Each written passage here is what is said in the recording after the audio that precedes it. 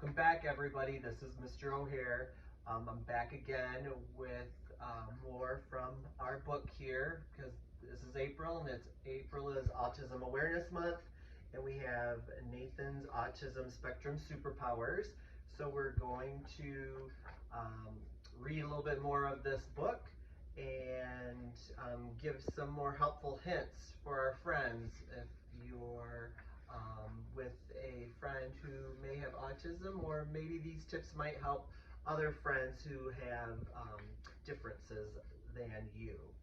So we're going to talk about select focus. So Nathan has another superpower, and his superpower is absolute select focus, or ASF for short. All this means is that I can choose to focus every ounce of my energy, thought, and attention onto one thing or activity. And that makes me happy. Too much going on around me feels overwhelming, so I enjoy having just one thing at a time to concentrate on. I love to lie on the floor and roll my wooden trains back and forth on their tracks all day long. Or line up all my Matchbox cars in a perfect row. Or construct creations with brick sets. I even love to draw funny doodles and create intricate mazes and fold origami creations.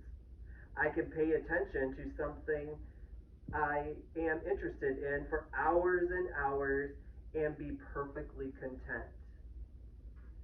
So a helpful hint for our friends: if you want to play with your friends with autism, you might need to be part of what she's super focused on.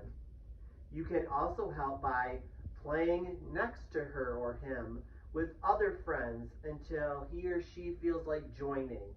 This is called parallel play. If your friend is not focused on the correct activity, sometimes a timer can help her see a set amount of time she needs to focus on something important before going back to what she really wants to do. And you guys have probably seen us use timers with friends before to help them stay focused and remain on task and to be on track.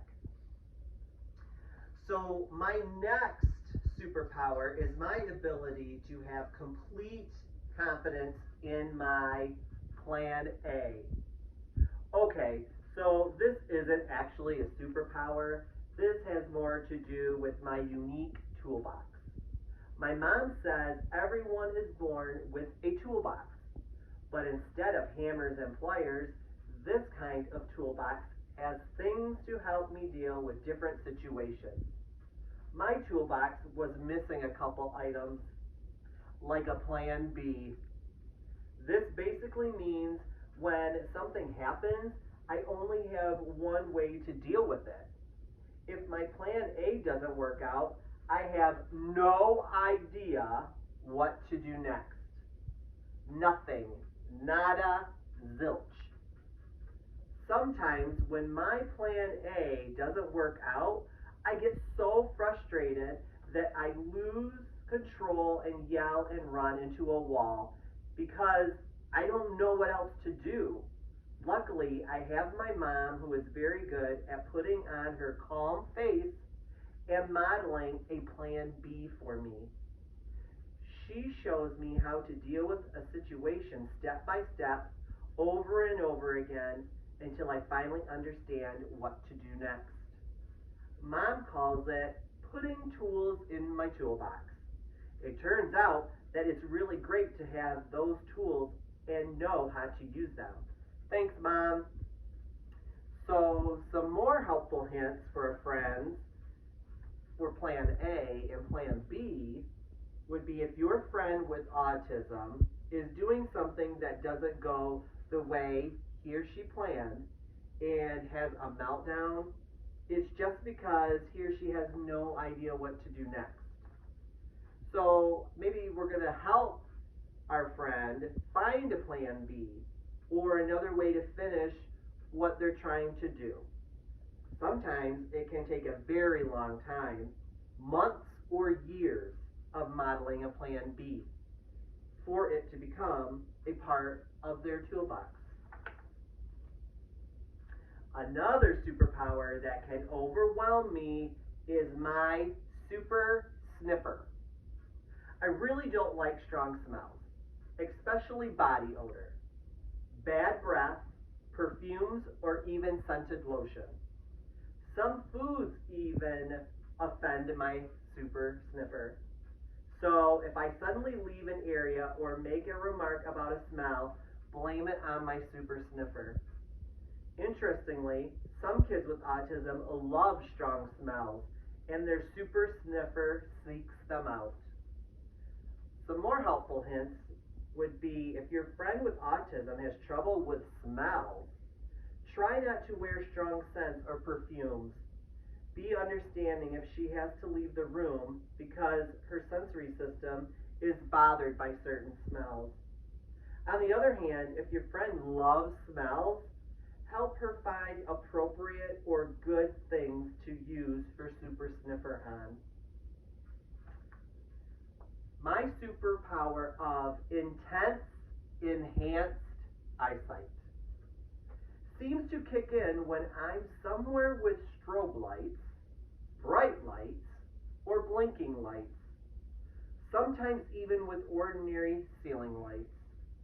My eyes overreact and my whole system goes haywire. When things happen, my only hope is to cover my face to block out as much as I can.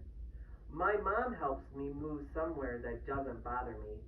Sometimes that means just stopping our activities for the day and going home. Helpful hints for our friends. Bright lights can really bother your friend, and if he gets upset and covers his eyes, that is probably what is going on. Lead him to a place that's not so bright, or try and turn off some of the lights in the room. If your friend loves lights, find fun things to look at, like light up toys, fiber optics, fun bubble lamps, and so on. And finally, we're going to end here. We're going to talk about one of Nathan's favorite superpowers, and that is his masterful memory. I love reading and learning about my favorite subjects.